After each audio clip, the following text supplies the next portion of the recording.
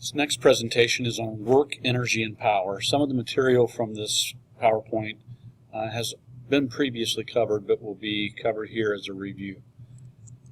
Work which has the symbol of capital W, is the energy transferred when a force is applied to an object moving through a distance. Notice in this definition that work is energy transferred. Working is one of our ways of transferring energy. This is done when a force is applied to an object moving through a distance. The equation for this is work equals F times D, and there's the symbol here for parallel. That's referring to the fact that the force and the distance moved have to be parallel to one another. There is a way to, there's another equation that we will not have to worry about just yet that will allow you to take a force that's at an angle and find just the portion of it that is parallel to the distance. And so we have to make sure that we're using the force parallel. Notice, however, that we can have a distance traveled in this direction, but maybe the force is in the opposite direction. So we can have a force and distance that are opposite of one another, but they happen to be along the same axis, such as the x-axis. The SI unit for work or energy is the joule. Force is in newtons times meters, which is a distance, and 1 Newton meter is equal to 1 joule. An example, a student lifts a ball, 50-pound ball. It's a large ball. A student lifts a 50-pound ball 4 feet in 5 seconds. How many joules of work did the student complete? Well, the equation again is force, work equals force parallel times distance. Our force is 50 pounds of force, lifted 4 feet, so we end up saying 50 times 4 would be 200 foot-pounds of work. But this is an amount of work, but it's not the SI unit in joules. Which that's okay. We're going to, very often in this course, we will be using the non-SI units because that's what engineers in the United States have a tendency to use, so foot-pounds or pound-foot. All right, a student lifts a 50-pound ball 4 feet in 5 seconds. How many joules of work did the student complete? Convert to SI units and then calculate work if we want the SI. So 50 pounds, or 1 Newton is equal to 0.225 pounds. That gives 222.5 newtons worth of force. And 4 feet converted to meters, 1 meter is 3.28 feet. So we end up with 1.22 meters, and that would be distance. Feet canceling, pounds canceling. And then we have work equals force times distance, or 22.5 newtons times 1.22 meters gives 271 Newton meters, or 271 joules.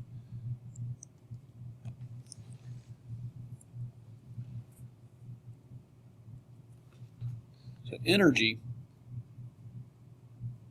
is the ability to do work. That's a very simplistic definition of it. Energy, the ability to do work. Forms of energy that we have discussed to some degree already would include light, heat, mechanical energy, chemical, and electrical. Forms can all be used to exert a force for a distance. So when we say that we have any of these forms, that means this form of energy has the ability to exert a force over a distance and therefore do work. So forms of energy include potential. This is stored energy, often referring to gravitational potential energy, and it's the capacity to do work by virtue of position or configuration. So some examples of gravitational potential energy, or of potential energy, would be gravitational potential energy. This includes lifting an object away from the Earth's surface. That gives the object more gravitational potential energy because the object is moved against the Earth's gravity. One way of thinking about this is that if you can think about something being moved upstream, if you can move something upstream, it has the tendency to flow back downstream on its own, such as if we have a log and we move it upstream and then release it, it's going to flow back down. So what we're doing here by lifting an object with this helicopter, as we lift it, we're moving it upstream in the gravitational field so that if we release it, it falls back to where it comes from. If we lift it up again, we can drop it and allow it to flow downstream, so to speak, back where it came from. Elastic potential energy, such as would include something like stretching a rubber band, gives the rubber band electromagnetic potential energy because you're taking molecules in the rubber band and you're forcing them apart. The molecules are attracted to one another, hence the fact that a rubber band is a solid.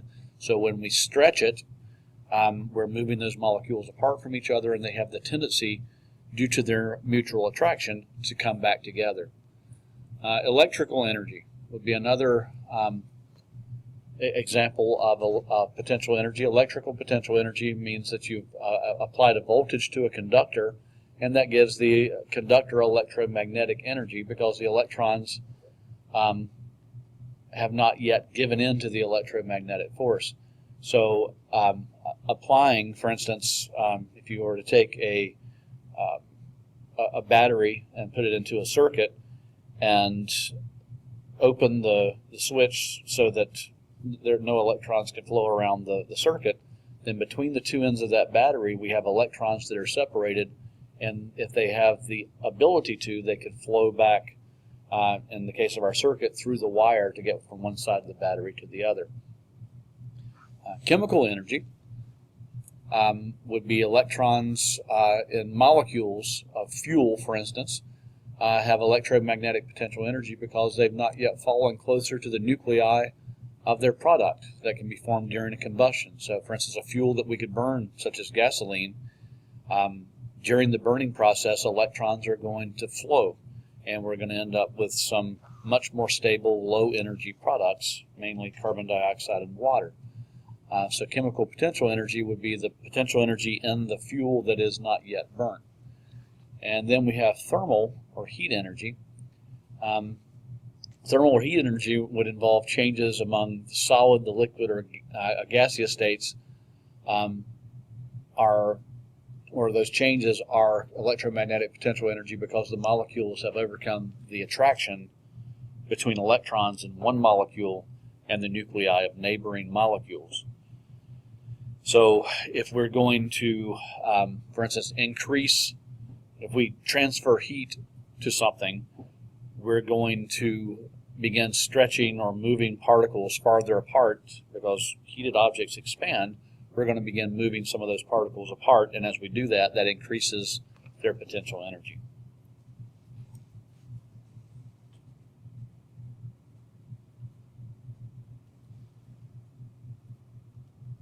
Right. Kinetic energy is energy of motion, as it says here. This is energy which a body possesses because of its motion, and it occurs anywhere from, at whatever level, from an atomic level, if we have atoms moving or vibrating, to that of a whole organism, such as a person walking down a sidewalk. Examples of kinetic energy would include the movement of whole objects, which is normally what's meant by kinetic energy. But we could also look at electrical energy, which would be the movement of electrons in a conductor as they respond to an applied voltage and actually move through the wire or move in the wire. And then thermal or heat energy is the movement of molecules and electrons. When we measure temperature, for instance, we're measuring something about the kinetic energy of those particles. Engineers usually refer to thermal or heat energy as internal energy and kinetic energy strictly in terms of reference to motion of objects.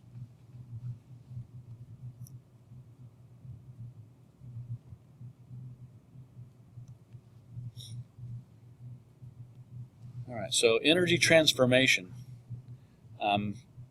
Energy transformations involve the conversion of one form of energy into another form, such as we have, these folks appear to be eating pizza, so we have energy, chemical energy that's found in food, converted to the energy to get muscular movements during a game of lacrosse or whatever activity that you might be carrying on. Radiant to chemical, we have radiant energy from the sun, and that's converted into energy for the growth in plants through photosynthesis. So chemical energy takes the energy from the sun, photosynthesis takes the energy from the sun and stores it away in sugars or carbohydrates in plant cells structures. And then we have electrical to thermal, where we would have energy an example would be the electrical energy transferred to an oven through a wire to eventually be used for something like heating our food. So electrical energy converted to thermal. Very often, using a term that we've had with electrical circuits, through resistance. Most heating elements involve running current through something with significant resistance, and that ends up heating up the wire. All right, next we have renewable energy sources. Well, now that you know the basic form of energy, the next question is, what are the energy sources for human activity? And we've dealt with some of these in your presentations as well as in an earlier PowerPoint. They're renewable and non-renewable energy sources. Renewable energy source is a form of energy that is constantly and rapidly being replenished by natural processes. So, for instance, biomass, which is the use of living or once living organisms as fuel, and we can replace those living organisms just through the reproduction of plants. And of course, agriculture speeds that along. Hydropower is the energy produced from the movement of water. Geothermal would be the use of the heat from within the earth or from the atmosphere near oceans to warm houses or other buildings. We have wind power, the use of wind to generate electricity, and we also have solar power, which is the use of the sun as a source of heat, for instance, to heat a room within a house or to generate electricity, which can run a heater within the house. We also have non-renewable energy sources. These include things that have been deposited on Earth, such as coal and natural gas and petroleum products, or uranium, that are in limited supplies on Earth. There may be large amounts of them, but they're still in limited supply, and they're not being replaced as quickly as we use them. So they are non-renewable. Coal is not being regenerated by the processes that it was formed as quickly as we are extracting it from the earth and using it right now. Same thing for all of these. All right. So conservation of energy and energy lost to heat. What happens during energy transformations? Thermodynamics is the study of heat flow or energy flow. So we have really 4 laws of thermodynamics, but we're only going to deal with 2, the first and second law. The first and second laws of thermodynamics ask for, or first with conservation of energy, this is the first law.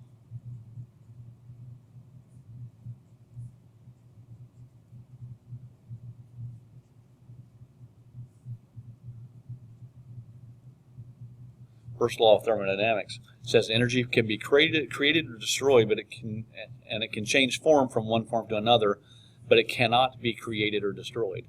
So, in other words, the amount of energy on the planet stays the same, or the amount of energy in the universe really stays the same, and all we can do is convert it from one form into another.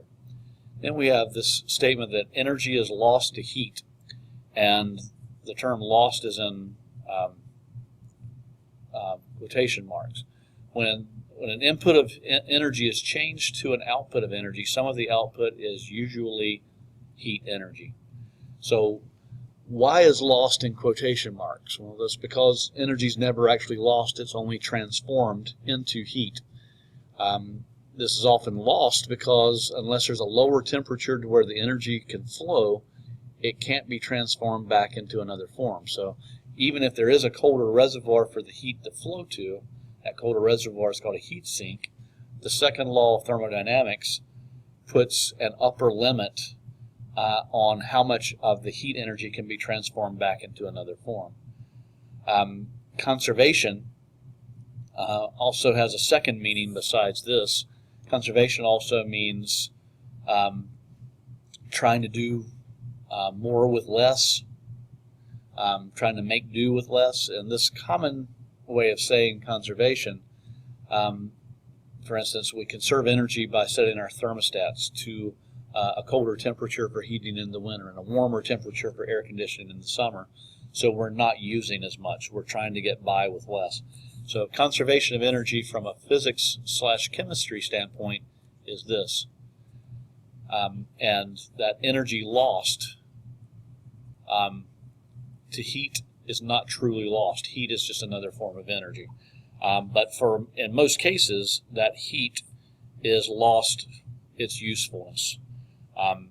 Most heat cannot be used to do work unless it happens to be in something called a heat engine.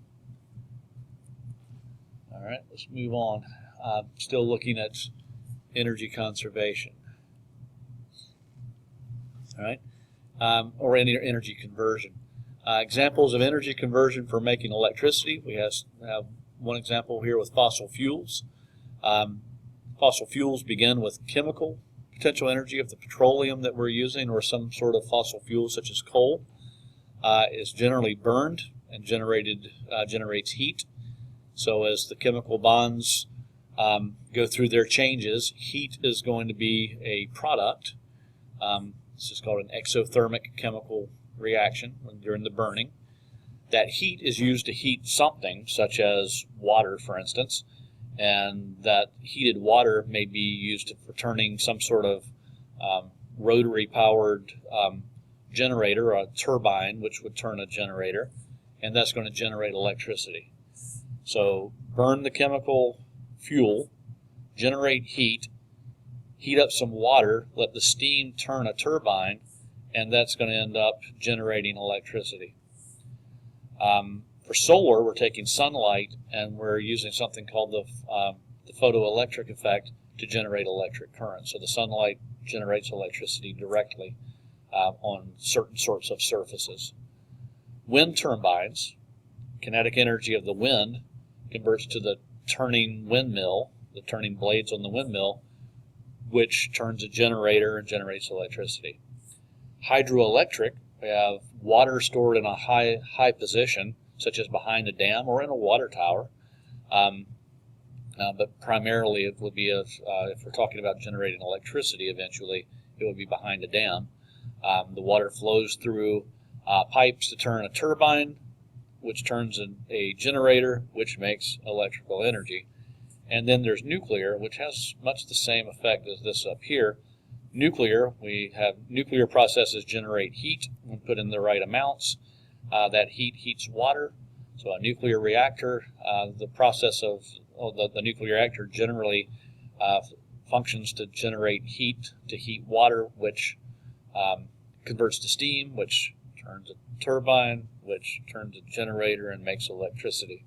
So you can see we're starting with lots of different sources, but we're ending up in our society, worldwide, most societies, generating electrical energy.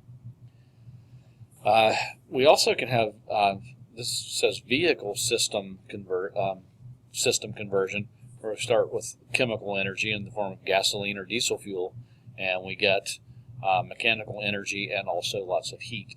That heat is not the desired output. The desired output is mechanical, and heat is a waste product, essentially, from the standpoint of cars, and we cannot utilize the heat that's lost to the environment in terms of generating mechanical energy. All right, then we have the term efficiency. Efficiency, which is the Greek letter, this looks sort of like an N, it's the Greek letter eta, is the percentage of the input energy that's transformed to the output energy in the desired form. So efficiency, eta, is equal to the energy out divided by the energy in. Normally we would write efficiency as a percentage, so we would just multiply this ratio times 100.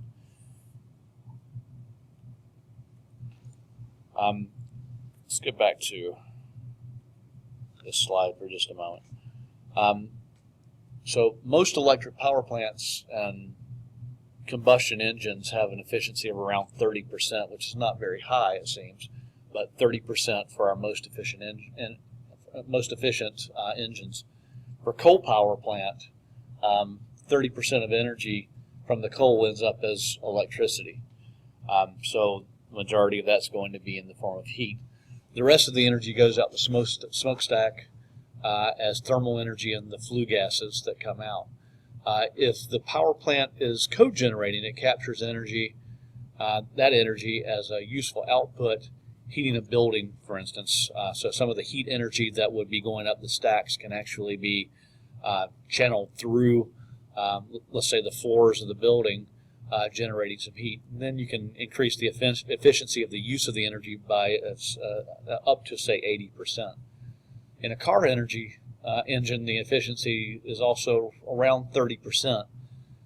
So about 30% of your fuel's energy, your gasoline's energy, gets converted to the drivetrain and moving wheels.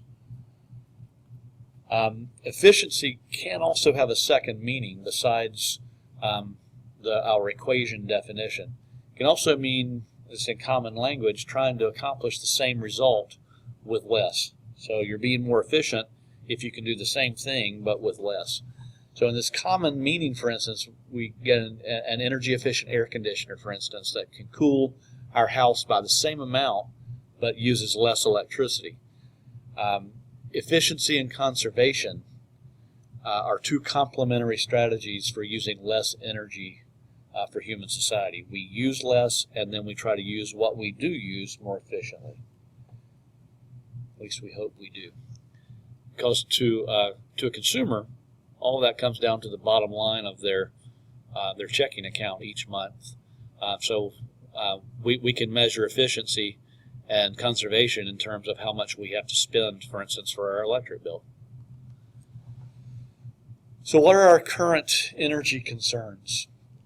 Well, consumption of energy is a concern, but we also get pollution, depletion of energy sources, dependency on certain energy sources, and also cost. And for most people, ordinary people, this is going to be the one that they look at first because that affects you directly. But those of us with a social conscience may also look at something like pollution as well. So U.S. energy consumption by source, you can see this is, I'm not sure what the date is on this particular slide, how much this has changed over the last, say, 4 years or so, 8 years, 10 years. But biomass, we're using about 2.9%. If you look at the high points, you can see petroleum is still the high point, natural gas, another fossil fuel, and there's another fossil fuel. So our top three are fossil fuels, which are non-renewables, and then we're only looking at relatively small amounts for the others. So what roles do engineers have in energy?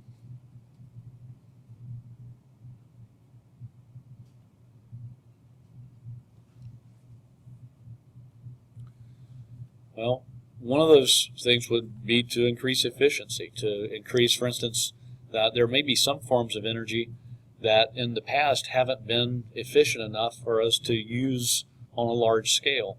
So engineers can design systems that are more functional, maybe more forgiving in terms of space, but are more efficient at generating the amount of energy that we need from the source that we're using. So for instance, something like the use of solar power or wind. Wind has a lot of issues, both engineering and political as far as that goes. But wind energy could, in some parts of the country, do a lot better than it's probably doing. Than 0.1% of the U.S. energy consumption. There are places where the wind power is consistent enough, such as over an ocean, that this could be made more efficient. and maybe even more attractive. So some of the design issues that clutter the landscape that certain individuals don't like the look of windmills, these could maybe be converted into, from a design standpoint, something that looks a little bit better. They're not going to look like trees, but they might look better than they currently do. All right, power, the last term in this presentation. Power with the symbol P is the rate at which energy is expended or work is performed. And so power is equal to energy used per time, or power equals work per time. Energy used per time or work performed per time. The SI unit of power is the watt. And that is, be careful with this, the abbreviation for watt is W, and the abbreviation for work is also a capital W. So you have to be careful to know which it is that you're looking at. Types of power. When we talk about power usage, electrical power uses electrical energy to do work. Mechanical power uses mechanical energy to do work, such as linear motion, such as a pile driver for driving pilings into the ground. Rotary motion, such as a drill. The mechanical side of that drill, there's also an electrical side, obviously, as well. Fluid power uses energy transferred by fluids, and that could be liquids, which we would call hydraulic power, and gases, which we would call pneumatic. And we'll be looking at all three of these in the coming days, especially as we move toward some of the applications of energy and power. So, quick calculation. A student lifts a 50-pound ball 4 feet in 5 seconds. How many watts of power did the student use to lift the ball? This is our original problem, but now we're going to incorporate time. So the work done, saw on one of the first slides of the presentation, was 271 joules. So the work from the previous slide, 271 joules. We have the 271 joules of work was done in 5 seconds, so we have power equals work divided by time, 271 joules divided by 5 seconds, and that's equivalent to 54.3 joules per second. And joule per second is the watt unit, so 54.3 watts is the same thing as 54.3 joules per second. And that is the conclusion of the presentation on work, energy, and power.